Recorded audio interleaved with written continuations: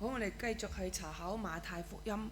今日咧就比較長一少少嘅經文，可能時間會長少少咁啊。但係呢啲古仔咧，或者呢啲比喻咧，已經係耳熟能詳啦。我諗如果信咗主，好少時間人都會有聽過呢啲故事，所以咧我就唔多解釋好多，但係咧就可以睇用一個大圖畫嘅方式嚟去睇，因為13章咧有58節，但係我哋讀52節。咁我哋或者唔係讀，我哋睇，因為大家都知道啲故仔㗎啦。咁我就嘗試咧去揾一個主題，都有呢幾個比喻，呢啲咁多個比喻當中，咁咧我就揾到個主題就係耶穌以比喻説出創世以嚟隱藏嘅事。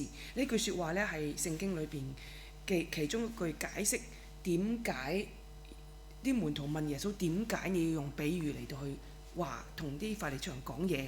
咁所以咧我就用呢句説話嚟去回答，即係耶穌用呢句説話嚟回答法利賽人嘅時候咧，咁就係透露咗咧，就係話耶穌佢而家咧用個比喻嚟係講喺創世以嚟直到耶穌嘅時代所講咗嘅嘢，有啲隱藏嘅事仲未講出嚟，即係舊約裏邊有摩西啊、亞伯拉罕啊、先知書啊，講咗好多嘅律法啊即係舊約好多嘅信息。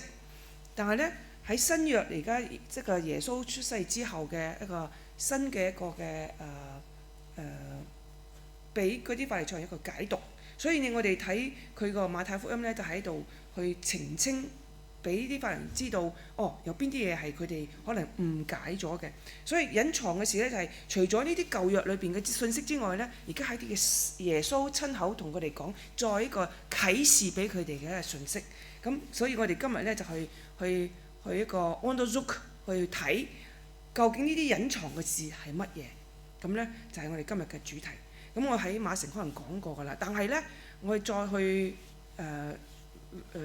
睇呢段經文時，有好多個新嘅亮光，所以我覺得咧係好值得大家再一次嚟去再研讀呢個馬太福音第13章。點馬太福音咧係有分開中間個5篇嘅講章。呢度上邊咧就係個家譜出世，下邊咧就係受死，中間咧係有5段。我哋已經嚟到咧係呢個第三篇嘅講章嗰個內容啦。之前咧發生咩事咧？就係耶穌俾人哋控告話俾用鬼王講鬼。上一次我哋同大家分享過呢個信息噶啦。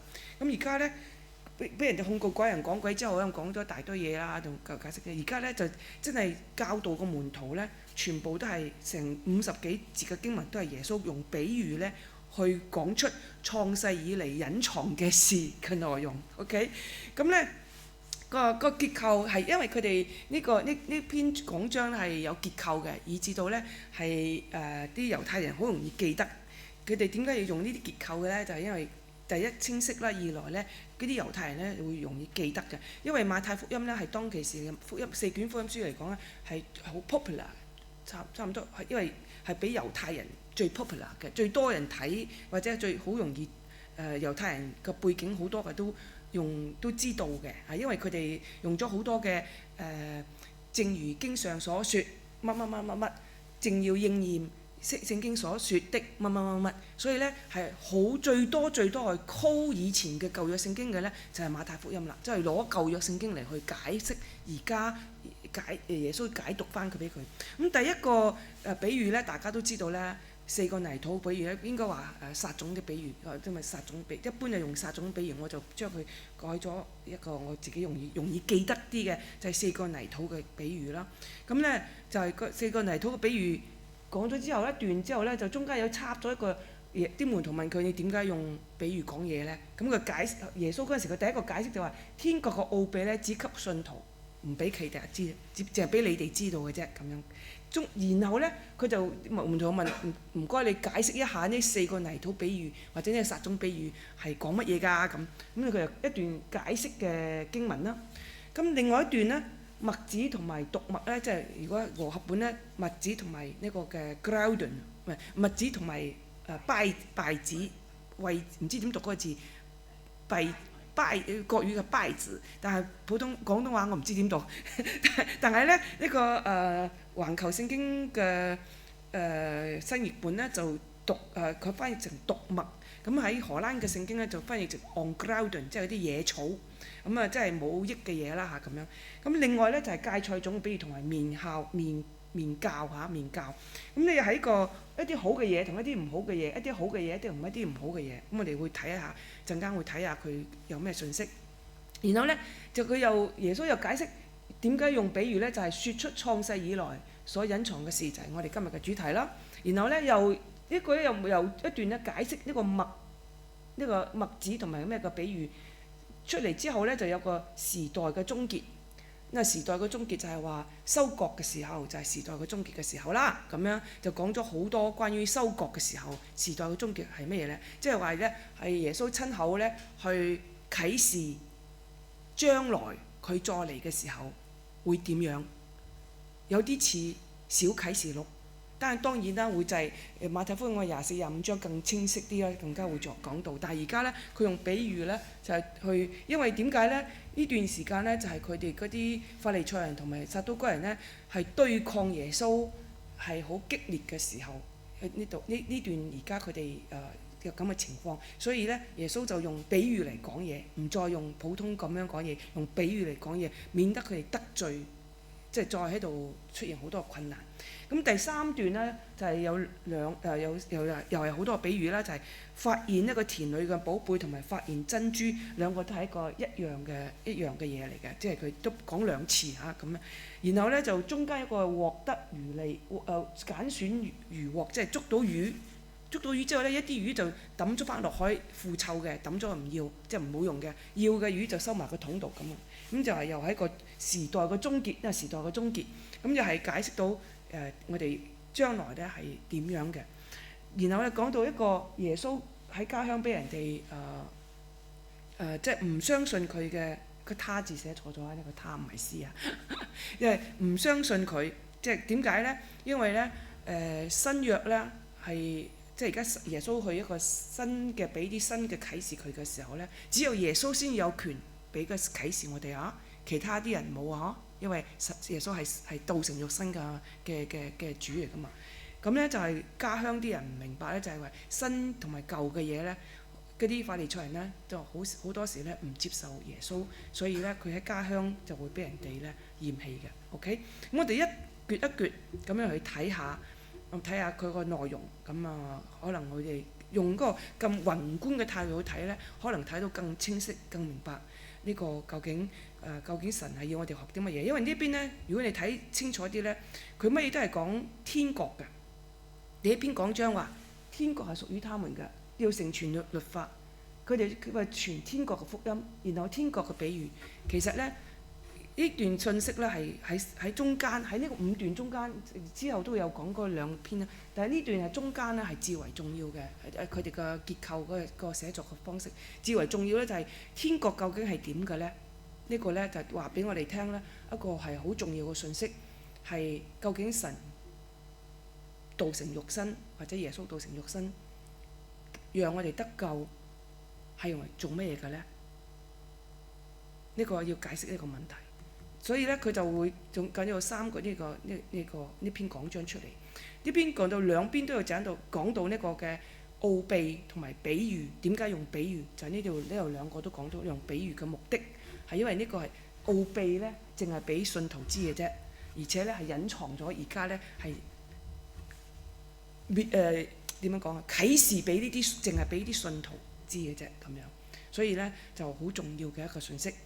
咁其實第一個嘅第一 part 即係開頭嗰1至23章咧，泥土個4個泥土個比喻咧，其實係一啲人聽到福音或者知道一個恩典之後，我哋有4種唔同嘅人，佢點樣去回應神嘅恩典？跟住咧中間呢度咧。呢個就講緊咧，呢 part 咧係講緊而家在世上，而家人係點樣個狀況裏邊。然後咧，最後尾嗰橛咧係講到我哋要點樣回應上面呢度問4種泥土當中，其中個泥土又咪結咩100倍、60倍、30倍嘅？究竟咩叫好土咧？好土啲人係點嘅咧？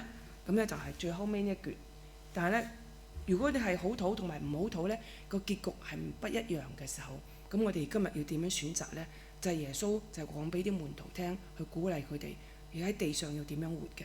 好，我哋睇下，我哋首先睇第一段，我哋好熟啦，就唔需要再讀啦呢個嗬。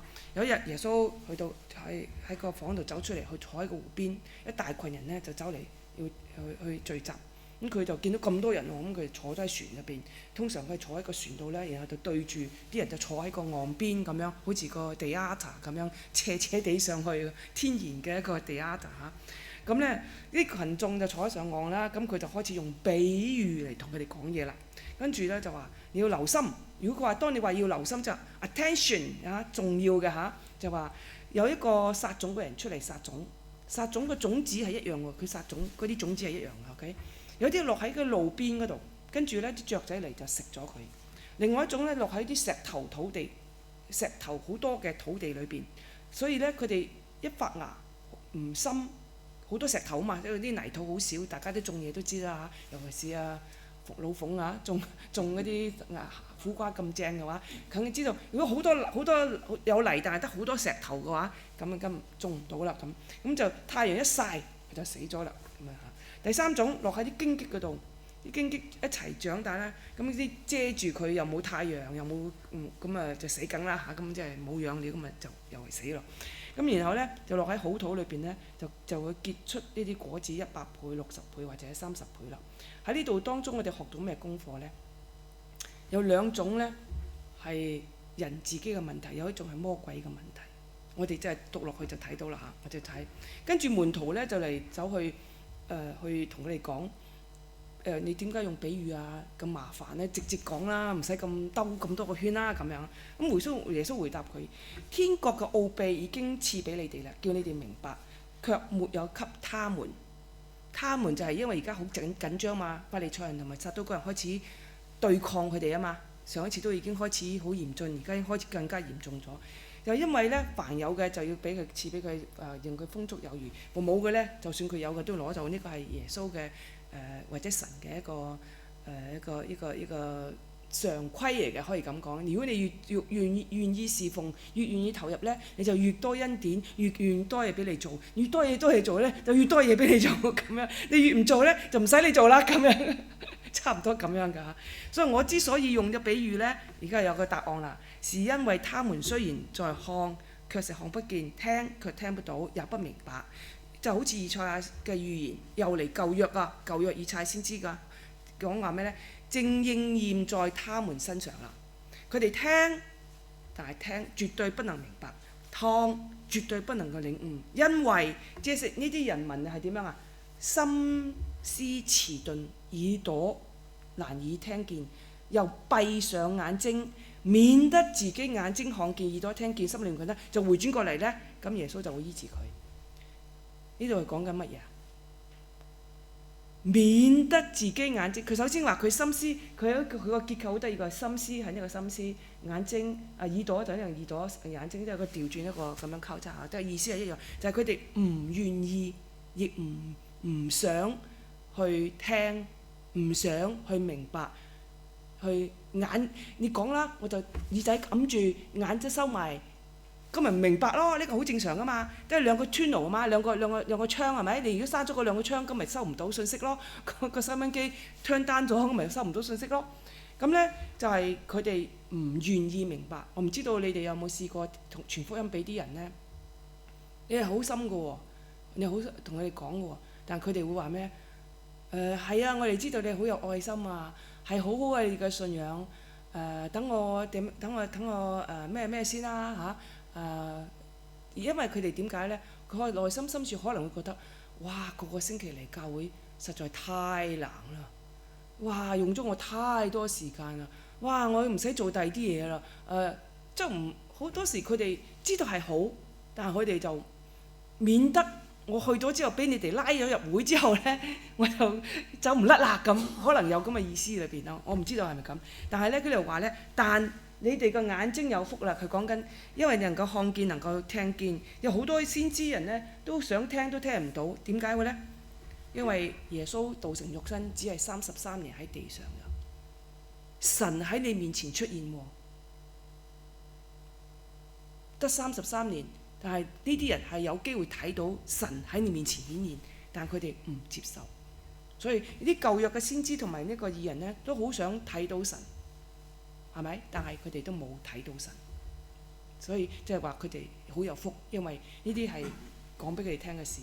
咁已經講咗第一段就係話嗰啲點解用比喻講呢？係因為係要佢哋聽，佢哋聽唔明白，而之後信嘅人呢先至明白咁樣。OK， 好，咁呢而家呢就去到解釋咯喎。頭先唔係一個 pattern 嘅，講一個比喻，跟住有個解釋點解用比喻解釋之後，就而家耶穌就要解釋點呢啲四個泥土嘅一個信息係咩呢？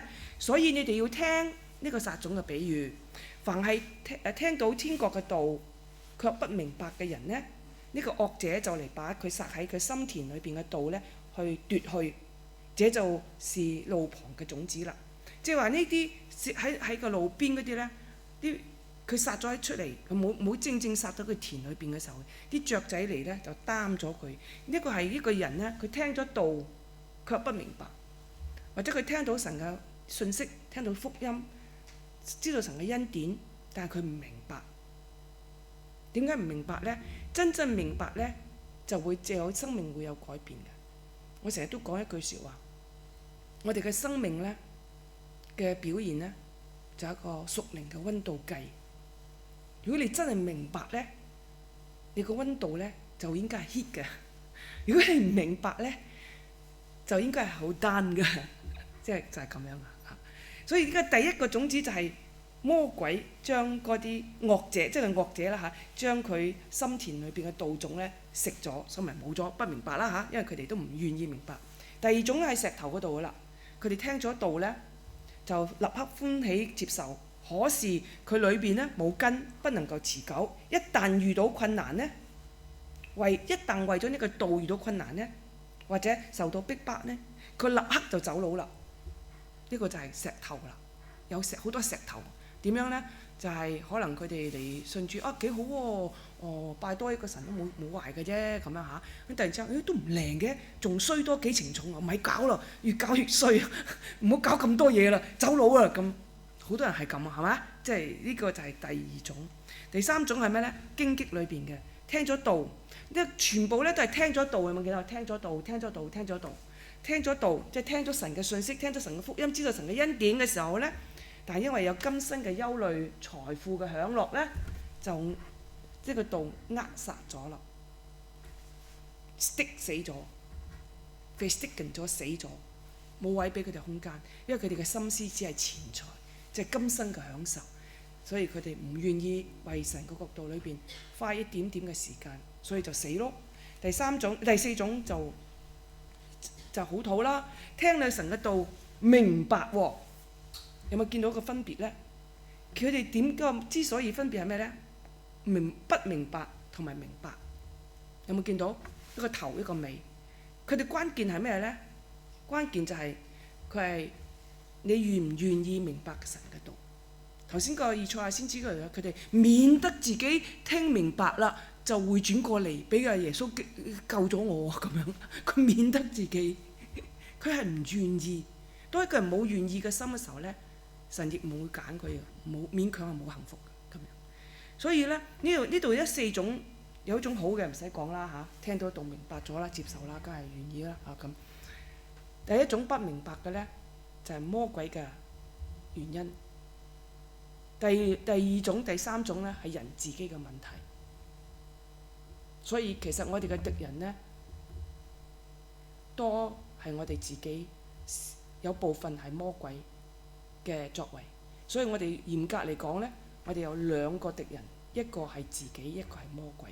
如果喺屬靈嘅眼光嚟呢個角度去睇嘅時候，所以唔好將魔鬼孭鑊啊，同我哋孭鑊，其實係我哋自己被 stick 咗。其實我哋自己怕就走佬，機會仲多。如果喺呢度過兩樣，我哋人自己嘅問題。所以求主幫助我哋。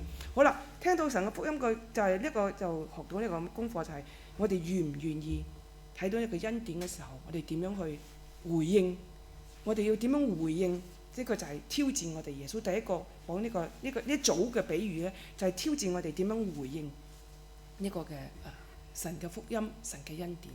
我哋再睇一睇下一個呢個嘅即係頭先都講啦，呢個今日嘅講題就係創世以嚟隱藏嘅事，我哋要做安多叔。而家揾緊呢個隱藏咗嘅耶穌親口講嘅一個比喻，係講呢個麥子同埋呢個毒麥啦嚇，一個毒麥即係 on ground 同埋呢個椰菜芥菜唔係椰菜花，芥菜種同埋呢個麵酵嘅比喻，又係一樣啦，個 pattern 一樣嘅，一大堆講咗之後咧，一個好短嘅啫嚇，之後咧都唔係好短，好長嘅呢個應該下一個先短，跟住又解釋當中咧就加咗一個時代嘅終結裏邊，我哋一齊去讀一讀嚇，好使唔使讀咧？或者唔使讀啦，慳翻啲時間呵，我哋唔使讀。OK， 呢度係咁樣啦。耶穌就對他們講另外一個比喻説：天國咧就好似人將好種子撒喺佢自己嘅田裏邊，佢哋就去咗瞓覺啦。佢哋嘅仇敵咧就魔鬼啦嚇，就將呢啲毒麥咧撒喺個麥子嘅田裏邊，跟住魔鬼就走咗啦。然後咧就到佢嗰啲種子一齊去發芽生長嘅時候，先發現咦，點解會有嗰啲毒麥出嚟嘅？咁嗰啲僕人咧就同嗰個主人講啦：喂，點解會有個田嗰度有呢啲咁樣嘅 on ground 係出嚟嘅？我哋冇整落去㗎，咁邊度嚟嘅咧？咁嗰啲主人就同佢講話係嗰啲仇敵搞嘅。嗰個奴僕就話啦：咁我哋使唔使將嗰啲毒麥，即係啲好似我哋香港啲人咧種田咧會請啲人嚟掹嗰啲野草嚇，要賺錢。我媽以前係做呢個工作㗎，有一段時間嚇。就會除草啊，使唔使去除咗呢啲嘅 on ground 佢咧？咁樣問個主人，主人話唔使，免得咧你除嗰啲毒草嗰陣時咧，連嗰啲真嘅麥嗰啲根都扯埋出嚟，咁咪死晒唔掂當啦。讓佢哋一齊生長，直到收割嘅時候，到了收割嘅時候咧，到了收割時候，佢呢個比喻其實係講緊呢個係在末世嘅時候啦嚇，收割嘅時候就陣間一段時間有解釋嘅。我會吩咐呢啲收割工人去將呢啲毒麥咧 on ground 咧掹出嚟，集埋一齊燒咗佢。而嗰啲真係嘅要我哋要個麥咧，就會收藏喺個谷倉裏邊。呢度咧就係講緊末世嘅時候有呢個天國嘅比喻咧。喺舊約裏邊嘅經文當中咧，係好少講到呢個嘅啟示一啲關於末世啊、第二次嚟啊嗰個嘅信息嘅。但係呢度開始就係從創世以嚟隱藏嘅事咧，就其中一個就係末世係耶穌親口講會係點樣㗎啦。所以呢度咧個信徒同埋仇呢度學咩功課咧？信徒同埋呢個仇敵啊，同時間活喺呢個世界上，但係咧佢哋咧係有唔同嘅結局。所以有好多人就問我哋：哇！你哋嘅教啲人點解會信教啦？應該神會保佑佢好，神係慈愛噶嘛，神係公義噶嘛？點解咁多啲不公義嘅事情都喺嗰啲基督徒發生，或者喺你哋喺世界上發生，神都唔去毀滅佢啫？點解唔將佢殺晒佢啊？將呢啲壞人咁，我哋信嘅信徒嘛？但係呢個比喻話俾我哋聽乜嘢啊？信徒同埋仇敵咧，同時間會喺世界上，但係咧佢哋嘅結局係唔一樣。陣間佢會呢段佢係講一個講完仲未曾講到個解釋嗰度啊嘛，係咪？而家就第一個咁講，咁然後就講第二個比喻咯。頭先講係麥子同埋稗子嗰個麥子同埋毒麥，而家講緊芥菜種嘅比喻啦。耶穌對佢哋講了另一個比喻，説：天國就好似一個芥菜種，有人咧攞去種咗喺田裏邊。佢哋咧咁呢個種喺田咧，佢雖然個種子咧得好細粒，但係長大咗咧變咗棵大樹，成為一棵樹，讓空中嘅飛鳥都可以住棲室嚇，可以一個好好嘅貢獻。一棵樹雖然得咁細，即係一啲啲嘅事做好事，但係咧佢好大嘅貢獻俾啲人好多嘢出嚟。然後咧又用第二個，他又用另一個講比喻，就係天國好似有一啲麵酵，婦人拿去藏喺三斗麵裏邊啦，佢就發咗成團啦。同樣咧，呢個兩個比喻係一個比喻，即係就講緊咧就係麵酵係乜嘢？陣間我大家佢會解釋嘅之後，就係會發展嘅，會大嘅一粒種子咁細，但係會變成一棵樹去貢獻到好多個人。但係呢啲麵酵咧喺佢藏喺個麵粉度咧，又發到好大堆一大團。一個三斗米咧係大喺一啲書嘅同我哋講咧係差唔多39個 liter 咁嘅麵粉，好大好多喎，發到好犀利喎咁樣呵。咁所以咧喺呢度講咩咧？你哋唔知道呢個麵酵咧係一個唔好一個 negative 嘅。頭先嗰個麥子同稗子一個好一個唔好嚇。呢度咧都係呢個麵酵都係一個唔好嘅嘢嚟，因為佢哋咧喺呢個哥林多前書，保羅都講緊咧，你哋唔知道一點嘅麵酵能夠使成團快起嚟嗎？你們既係無酵嘅麵，就應該把舊酵除淨，好讓你們成為新嘅一團。即係舊約裏邊，如果係錯誤嘅解釋嘅時候咧，你要除掉，要一個新嘅，而家耶穌俾你嘅新嘅啟示俾你哋。如果呢個酵咧係對佢哋嚟講係唔好嘅，呢幅圖咧就可以講到啦。嗰個芥菜咧，芥菜種咧，唔係我哋食嗰啲芥菜，係嗰啲 monster 芥辣啊！芥辣嗰啲一粒粒細細粒，我哋嗰啲未曾磨碎嗰啲芥辣咧，就係呢個好似呢個咁樣粒仔，但係長大咗可以變成咁大棵樹，一個其中一個。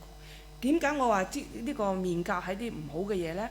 如果你睇猶太嘅日曆，呢個約書亞研究中心一個好好嘅網站，如果你有時間可以睇廣東話㗎，咁咧就好多嘅資料可以去聽㗎。咁咧呢度嘅猶太嘅預曆嗰度咧就有講到。佢哋過年咧，即係喺出埃及記咪一個逾越節嘅，變成佢第一日咧就會佢哋7日喺呢個逾越節嗰度咧有7日要做嘅事，又第一個逾越節就第1日同埋第7日都要慶祝會，中間食7日嘅無酵餅。第2日咧就要除酵節，除酵節要做啲咩嘅咧？喺出埃及記度同我哋講好清楚話俾我哋聽啦，7日都要食無酵餅。第1日同埋第7日都要有集會，即係好似我哋咁崇拜。中間咧，佢哋要清除佢哋嗰啲嘅酵。小朋友嘅時候咧，佢會特登大人咧藏一啲酵喺家度，等啲細佬哥咧可以揾到，然後抌咗佢，喺一個遊戲，然後話俾啲細佬哥聽，我哋要做啲乜嘢，點解要乜嘢？啲屬靈意義咧係由大酵俾細。咁同埋咧，佢哋會將嗰啲發毛嘅嘢都會攞出嚟燒咗佢。而呢個猶太人咧幾搞笑啊！佢個袋入邊嗰啲係叉波蘭撐，我哋用嚟煮飯嗰啲叉波蘭撐咧，佢平時冇除酵節嗰陣時咧，佢哋都有酵噶嘛，整麵包佢哋食麵包係有酵嘅，所以佢哋咧嗰日咧就會去烚咗佢，消毒用水去烚咗佢，咁所以咧就係一個酵咧就係一個 negative 嘅嘢。咁我哋究竟學咩功課咧？呢個芥菜種呢兩個嘅比喻其實係一個比喻，就係一件美事咧，可以影響好大。一個美事同埋惡事咧，同樣影響好大。即係一個棲身一粒種子係咪變成一棵樹，咁啊貢獻俾啲雀仔啊，或者人嘅遮陰啊，或者土地又咩好啊咁樣係咪？係一個好事咧，會影響好大。惡事咧，一啲嘅酵咧，亦會變成好嚴重嘅問題。譬如而家一個錯誤嘅決定，可能就會死好多人。呢個都係一個酵嘅，所以呢度應該話俾我哋聽咧，同時間喺世上都會發生呢啲事，有好事唔好事都會發生，有屬神嘅人同埋仇敵壞人都會同時間喺呢個世界上。神未嚟之前，即係應該呢個末世結束之前，都係神會個計劃就係要讓佢同時間都喺呢個地球上。所以你唔好人哋挑戰你嘅時候話，你個神都唔公義嘅，點解都唔同我報仇？你個神都唔好慈愛嘅，點解讓呢啲惡人喺度做啲咁嘅嘢？但係當我哋睇以賽亞先知書嘅時候，就神會用亞述呢個棍去打佢嗰個以色列嘅國家，神亦會用巴比倫呢支杖去教訓嗰啲唔聽話嘅信徒。所以我哋而家所遇到嘅困難咧，可以解釋成咧，神係掌管宇宙萬物嘅主，大過一切嘅。而我哋而家所遇到困難呢，我就要問一個功課，神要我哋學咩功課？我哋要學到咩功課？好重要，呢個好重要嘅。好似啦，跟住嚟到講完咗啦嚇，然後呢，就講到呢個嘅點解要用呢個嘅比喻啦？就因為要説出創世以嚟嘅奧秘啦。然後呢，就解釋咯喎，因為個門徒問佢入到屋嘅門徒唔係好明白，就話撒種嗰啲撒種呢，就係人子，即係撒種嗰個種啲種子，撒種嗰個種撒好種嗰個人呢，就係人子，即係神啦。田呢，就係呢個世界，好種子呢，就係屬天國嘅人，即係信徒啦。毒麥呢，就係啲屬惡者嘅人，即係破壞仇敵啦嚇。然後撒種嘅撒毒麥嘅仇敵呢，就係就係敵人啦，就係魔鬼。收割嘅時候呢，就係世界嘅終結嘅時候。頭先我哋講收割係嘛啊？收割嘅時候，收割工人就係天使，毒麥呢係點樣被丟去火去燒呢？呢個世代嘅終結亦會係咁樣。所以話雖然係大家都係人，但係佢哋喺地上嘅生命有唔同嘅結果，有唔同就係我哋點樣去過，點樣選擇我哋今日去過我哋今日嘅生活，就非常重要嘅一個信息。好，咁我哋跟住呢，就講到嗰個唔同嘅結果啦。惡人會點樣呢？同埋義人會點呢？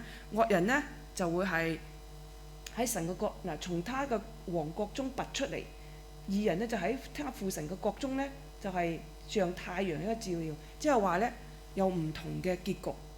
信徒同埋仇敵喺末世嘅時候呢，係有唔同嘅結局。但係如果我哋堅守住我哋嘅信仰嘅時候呢，我哋將來會喺父神嘅國裏邊呢，就好似太陽一樣發光，同神一齊，因為神喺我哋裏邊，所以我哋能夠發光。好，咁我哋仲有第三個啦。嗱，第一個就係學習我哋有啲人呢，就係關鍵係佢哋願唔願意明白。第二個就係話信徒同埋仇敵同樣都活喺呢個世上，美事同惡事同樣會影響廣大。即係話我哋同樣我哋做錯一啲嘢，亦讓可以做少少嘢，可能會好多貢獻。但係呢啲做少少壞事呢，亦可能做好嚴重嘅事。就係信徒同埋仇敵呢，同時間都喺呢個地上生活。呢個係神嘅奧秘，神嘅計劃就係咁樣，冇得解。就係咁樣，就係咁樣。OK，咁我哋而家睇下嗰個時代嘅終結，呢個呢就好短嘅。咁咧我哋都唔使讀啦嚇，但我同一齊聽就可以啦。OK，唔使讀啦。OK，天國好像藏喺田裏嘅寶貝 ，scut 一個重好值錢嘅嘢，有人發現咗就將佢藏起嚟。高高興興咧，去變賣佢所有嘅一切咧，去買呢塊地，然之後佢可以擁有嗰個 scut 個寶藏。OK，咁啊，天國又好像一個商人咧，去尋找呢個好嘅珍珠。當佢發現一個哇好寶貴嘅珍珠嘅時候咧，佢就離開，變賣佢所有嘅一切去買呢個珍珠。呢個兩個比喻其實一樣嘢，係咪？只係一個 scut。一個寶貝定一個珍珠都係一樣，講兩次強調嚇，呢個係一般寫作嘅強調。跟住呢，跟天國又好像魚網撒在海裏，網到好多嘅魚，然後呢，網滿咗之後呢，人又將佢拉上岸嚟，坐喺度去揀嗰啲魚啦，將好嘅呢揀出嚟放喺桶裏邊，將腐臭嘅呢，就丟翻去外面，即係唔要佢啦嚇，腐臭冇用啦嚇。世界嘅終結也是這樣，世界終結嘅時候也是這樣。那時天使就要出嚟，天使頭先講咗啦嚇，嗰啲天使就係嗰啲神嘅用人啦，將惡人從義人中間分別出嚟，抌咗去火爐去燒，佢哋喺外邊就哀哭切齒啦。而呢個耶穌就講完呢個比喻，你哋唔明呢？咁樣講，佢話明白啦。咁耶穌就話：因此每一個成為天國門徒嘅經學家，都像一個家主，從自己嘅寶庫中拿出新同舊嘅東西嚟。呢邊講新同舊呢，就係新約同舊約嘅信息啦。舊約佢即係話我哋唔可以唔讀舊約，亦唔可以淨係讀舊約，要兩樣都要。新約舊約，當我哋淨係讀新約嘅時候咧，我哋係讀唔明㗎。如果我哋冇舊約嘅支撐咧，我哋係唔明㗎。但係有咗新約，我哋一齊新約同舊約要一齊讀嘅時候啊，先至係明白。而且咧，當佢而家耶穌再講多另外一個事咧，就係話佢喺家鄉裏邊啲人唔接受咧，就係話好多法利賽人咧唔接受新嘅耶穌所講嘅理論，所以咧就先知或者神人喺佢家鄉裏邊咧不被接受，就係講到當時嘅法利賽人咧就唔接受耶穌嘅一啲嘅教訓或者係解釋，或者係唔相信耶穌就係嗰位道成肉身嘅彌賽亞，因為喺佢哋嘅心目中就係要軍事，好似而家 super 美國咁樣，話一就一，話二就二，冇人敢 say no 嘅，咁就係彌賽亞啦，喺佢哋心目中咁樣。但係呢個耶穌咧，木匠嘅仔，住喺一個拿撒勒嘅地方，佢哋成日拿撒勒有咩好嘢出嚟啊？咁係嘛？咁時候佢哋就唔認為，亦唔相信嗰個先入為主咧，就將耶穌係拒絕咗。佢話佢唔係真正嘅彌賽亞，係一件好可惜嘅事。咁我哋總結一下咁長嘅經文當中，天國嘅比喻13章，成篇講章係耶穌嘅一個好重要一篇講章，係講俾我哋聽天國呢個創世以來隱藏嘅事係乜嘢呢？隱藏嘅事，第一就係人要佢自己嘅責任去接受呢個基督嘅。當然神係要揀選我哋咯，但係人有個願意嘅心，佢要明白神嘅恩典係一個好重要嘅關鍵詞。頭先嘅第一種同第後尾種係明白同不唔明白嘅原因，佢哋唔係真係唔明白喎，係唔接受喎，應該咁講。呢個係我哋嘅責任。另外個就係喺我哋而家活在喺地上一段時間嘅時候咧，信徒同埋仇敵咧同時間都會喺呢個世界上出現嘅。神唔會立刻攞走呢啲困難，神可能會使用呢啲困難嚟去讓我哋更加認識佢。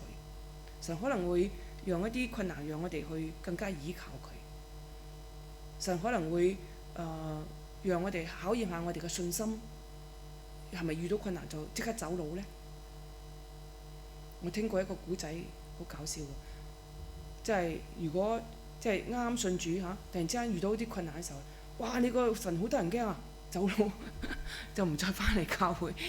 咁但係你講起佢唔會明白，亦唔會相信啫，因為佢個心思意念就係覺得我信神，我跟隨神係希望喺世上得福，而唔係去建立神嘅國。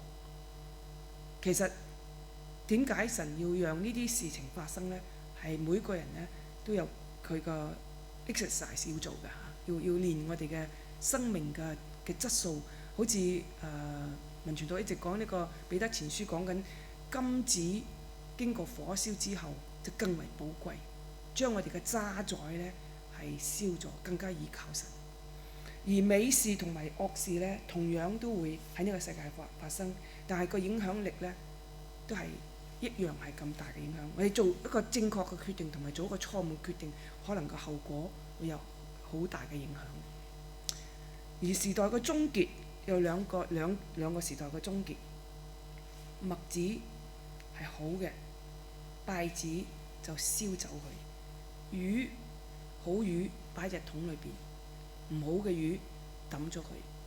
個結局唔同，但係雖然係有終結，但係咧信徒同埋仇敵嘅就有唔同嘅結局，所以對我哋今日嚟講就好大鼓舞。雖然我哋而家可能會有啲覺得憤憤不平，有啲嘢唔公平，但我哋知道神知道就好，我哋就做我哋而家可以做嘅嘢。第四樣嘢就係我哋點樣去回應呢個4種泥土，做一個好土，能夠去成為一個結果子100倍、60倍、30倍嘅果子呢？嘅一棵麥咧，就係要變賣所有一切嚟買呢個珍珠。嘅意思就係話咧，用我哋嘅時間，用我哋嘅身體健康，用我哋嘅資源去建立神嘅國。就係神點解要做人咧？係要我哋一齊同神去建立神嘅國。呢個唔係可能對於我哋中國人咧就好大嘅一個嘅困難，因為每個中國人咧都要，如果佢有2個仔就要2間屋，一人1間屋咁噶嘛，係嘛？有啲係咁嚇。咁但係其實如果佢係真係你一個有聰明能力賺錢嘅小朋友，使唔使你留間屋俾佢咧？我哋喺神嘅國裏邊，我哋又貢獻咗幾多咧？呢度個教導我哋點樣成為一個好土咧？你用變賣一切嚟得到呢個珍珠，因為你睇到呢個，因為佢唔明白到呢個珍珠嘅寶貴係超過我哋而家嘅所擁有嘅啲仔。個珍珠同嗰個漆嘅寶貴咧係超過我哋一切，因為人賺得全世界賠上嘅生命有何益處？呢個就係我哋今日要學功課。如果講呢個大圖畫嚇，我哋唔可以離開呢耶穌講嘅呢個大圖畫。成個故事嚟講緊天國嘅比喻嘅時候咧，天國咁究竟呢個天國嘅比喻係要我哋做乜嘢咧？喺呢個嘅約書亞研究中心裏邊咧，就一位老師就好好嘅做咗啲資料搜集咧，就講到喺舊約裏邊嘅即係人點樣去參與建立上帝嘅國度咧？喺呢個問題時，佢睇翻舊約嗰啲古仔，亞伯拉罕，上帝同佢立約，透過佢成為一個大國。佢唔係淨係建立一個家庭，等你成為全世界最首富嘅人，佢唔係啊！佢要咩啊？成為一個國啊！萬國因你得福啊！應許佢哋嘅子孫有地同埋子孫俾佢哋。以撒咧，佢冇離開過，因為佢聽佢爸爸話呢個地方係神俾你嘅。跟住雅各咧生咗12個仔，佢咪去咗埃及。埃及之後咧，約瑟咧就佢哋落咗去埃及咧，學晒佢哋所有嘅知識。埃及喺當其時咧係知識嘅寶庫。嗰陣時佢個亞歷山大嗰個圖書館，即係後尾建成亞歷山大圖書館。當其時嘅文明咧係非常之犀利嘅。佢哋係埃及當其時嘅，你睇個金字塔到而家都唔知道點解建得到嘅。約瑟咧就去到嗰度咧，摩西帶佢出嚟嘅時候就學晒佢哋所有嘅學問，然後咧就將佢帶佢出嚟。跟住以色列民咧，佢哋出咗埃及之後咧，佢哋咧與上帝立約，喺地上建立屬耶和華嘅王國。分為所羅門係最強嗰陣時嚇，幾輝煌啊！求智慧，全世界最聰明嘅人，真係建立咗神嘅國。但係好可惜，最後尾變咗2個國家，都冇建立得到。跟住而家咧受膏者就係耶穌啦，即係耶穌亞咧，其實佢用 Yoshua 呢個名就冇用 Jesus 個名。因為希伯來文咧都係約書亞呢個 Yoshua 呢個名，即係等於耶穌。咁咧就作為受膏者咧，去建立屬靈嘅以色列國，代表咗天國，代表咗天父作為作王嘅掌權。即係話，唔知你記唔記得喺12章嗰時話咧，如果你話我係以鬼王講鬼，但係如果聖靈我係透過聖靈去講鬼嘅時候，天國就嘛臨到你哋啦。當神嘅價值觀喺我哋每個信徒身上去彰顯嘅時候，神嘅國就降臨喺你嗰度啦。我哋一齊去建立一個天國。所以咧，佢呢位老師陳金城，咁佢就建議我哋，即係寫得我覺得好，我好贊同，所以同大家分享。嘅基督徒作門徒，活出主耶穌嘅教導，有份實現上帝嘅國度。要知道上帝嘅目標係要我哋讓佢喺我哋生命中作王，即係佢係老闆，我係願意聽神嘅話，因為佢創造我，所以我要聽佢嘅話。咩叫啱，咩叫唔啱？喺佢以佢嘅為標準嘅時候咧，就等於建立天國。呢個非常好嘅一個解釋，亦我覺得非常認同，亦係我哋今日呢個神嘅恩典。我哋一生當中有幾年呢？可能有100年。你開頭嗰10零年呢，都要人哋照顧學嘢，後尾嗰10幾年呢，亦要人照顧。中間嗰幾十年，可能你又結婚生仔賺錢啊，都好忙。但係呢，點都可以即係擠啲時間出嚟呢，去敬拜神、建立神嘅國嘅。只係你哋願意唔願意嘅啫，只係你願唔願意明白嘅啫，只係你願唔願意去跟隨嘅啫。呢個就係天國嘅奧秘。佢已經將末世嘅時間，耶穌親口講嘅末世嘅情景，已經講咗俾我哋聽，係有唔同嘅結局。我哋點樣去揀呢？就算我哋今日結局冇咁快嚟啦，係幾時到啦？可能到20年、30年、40年，我哋都唔存在啦。咁就係因為我哋都會 expire 噶嘛。expire day 噶嘛，我哋 expire day 嘅時候，咁我哋 expire 即係我哋完結之前，我哋有冇做咗神我哋要做嘅嘢？我哋有冇盡心盡性盡意盡力去做神我哋要做嘅嘢呢？我哋唱一首歌《萬物嘅結局近》，睇下首歌點樣去帶領我哋去明白。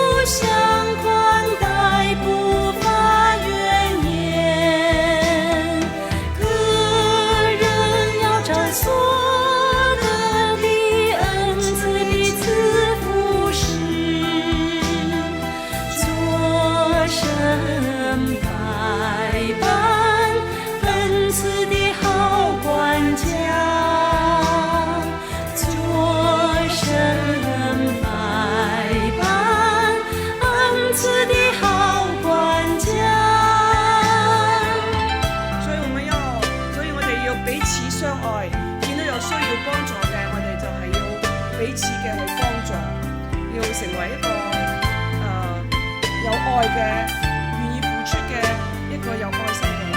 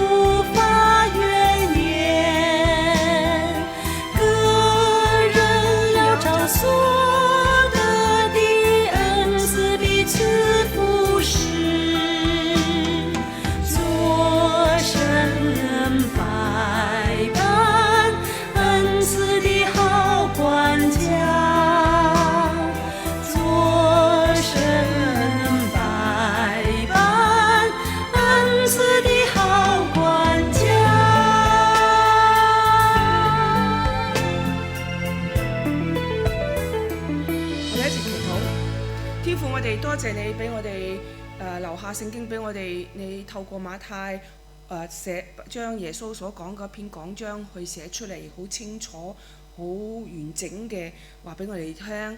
呢個嘅末世嘅時候會點樣？